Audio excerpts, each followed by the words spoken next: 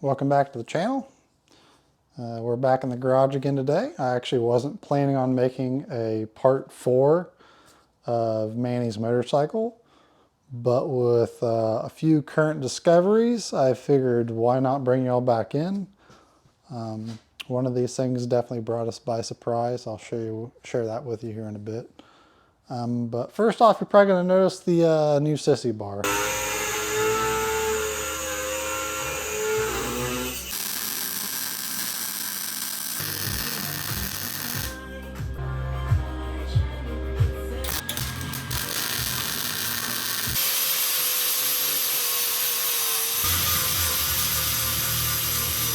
Final result.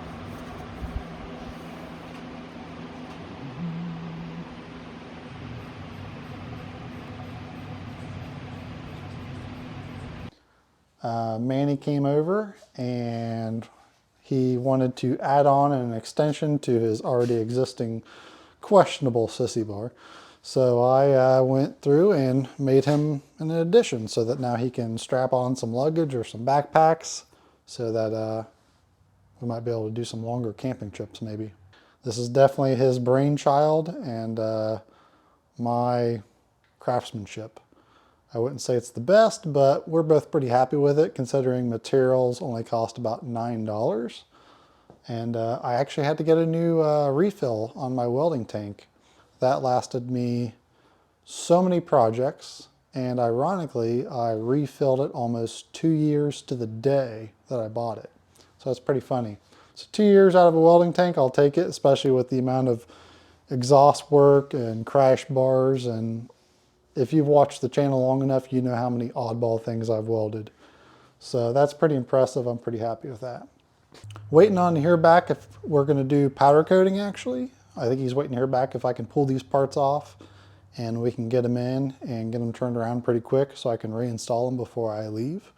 I do need to bleed the brake still, and we're going to talk about our newest discovery with the bike. So I've literally been staring at this bike for, what, 2-3 weeks now, off and on. Working on parts, checking things. You know what's crazy is I even went through the effort of measuring his axle alignment, and I kind of thought that one axle might have been a little out of alignment, but he said it drove straight as an arrow, so I wasn't going to mess with it. Fast forward now, what, a week and a half later, for me kind of checking things. Manny was here, I was here, Jess was here. We're all looking at the bike, and I randomly mentioned like, oh yeah, I still got to bleed the brakes. And I'm looking here at the rear brake caliper and I'm like, huh, that looks funny. Let me know if you can see it. Do you see it now? That is not right. And what's worse is that it's been like this, Manny said, now that we have discovered, for 3 years. He's been riding around like this. I don't know how he hasn't had any problems. But apparently the last person to have this rear wheel off was an actual dealership. And it wasn't a Harley dealership. And I'm not going to say who. I don't want to start a fight with them or anything, but they were a local authorized motorcycle dealership. And this is why I try to tell everyone to learn about your motorcycle and just constantly look at it and just try to pay as much attention to it as you can. Now, I know like you're not going to be able to catch everything on bikes. And I mean, these are Harleys. Things rattle loose, things come apart. But this right here, I feel like this is slightly different. Like, it's not even on the brake swing arms, like the slider there. But that caught us both by surprise. I'm honestly amazed. He's never had any issues. He's quite lucky. It's never caught or locked up. So yeah, I've never seen anything like that before. There is also some tidying up on the wiring underneath the seat I'm going to try to do. The previous owner before Manny decided that he didn't need turn signals, so he literally removed all of the turn signal wires, the turn signal module, the controller box, and he also removed the horn. So I randomly found the horn plug-in just empty underneath the seat, so there's not even an option to put a horn on the bike right now unless I add it. But he also left all of the wires underneath the seat loose, not in a loom, not protected, nothing. I found an exposed ground. So I'm going to try to go through that and at least try to clean it up a little bit. I don't know. We talked a lot the day he came over with the sissy bar, and we kind of talked about his handlebar situation as well, about how much it vibrates. And we do know that the bushings and the risers are rock solid, like there's no play in them. And the handlebars are also homemade. So I don't know what those handlebars are. I think that'll probably be a project for next year. I think I'm going to end up reconfiguring his switches, and we're probably going to end up doing a front handlebar job on this bike. So yeah, let's get into this list and try to fix a few more things on this bike. Just trying to help a friend out, man.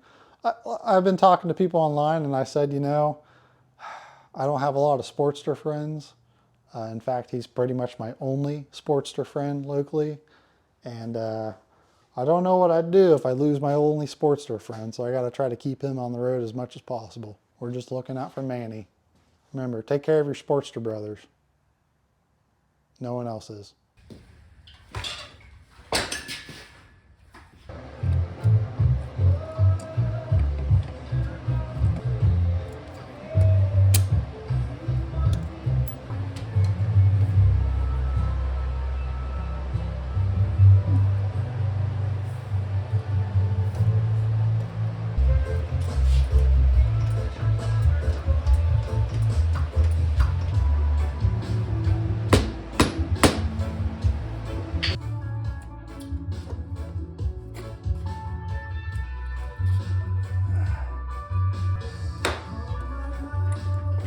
That's lucky.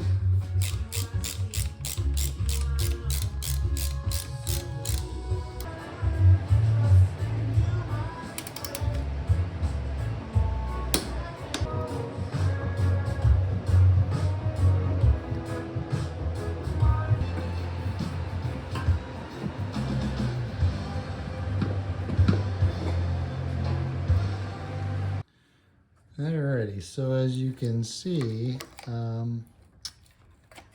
yeah, that's a lot.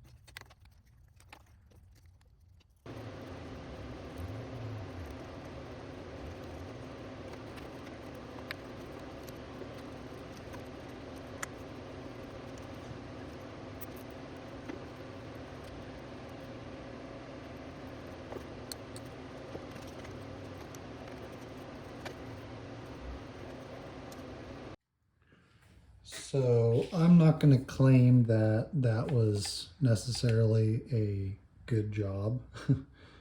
He's got some really bad wiring going on in here, so I'm surprised the bike even runs, to be honest. What I did try to do is just get everything together so it would stop vibrating against some of these sharper edges and the wheel well back here. I'm not claiming again that this is a good job. This is basically another bad band-aid on something that someone else didn't even try at. This is what I would call bad motorcycle modifications. Seriously. Like if you do this to your motorcycles, you shouldn't touch motorcycles. But then again, who am I to stop you?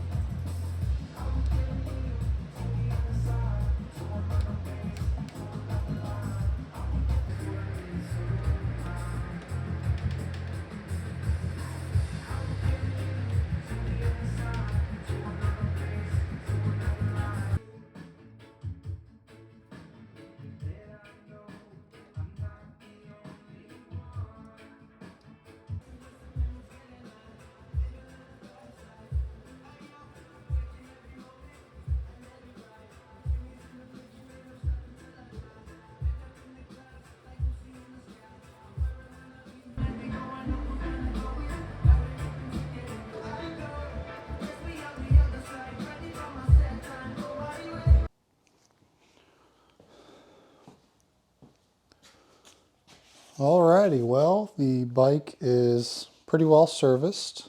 We did some wire adjustments. We fixed the rotor.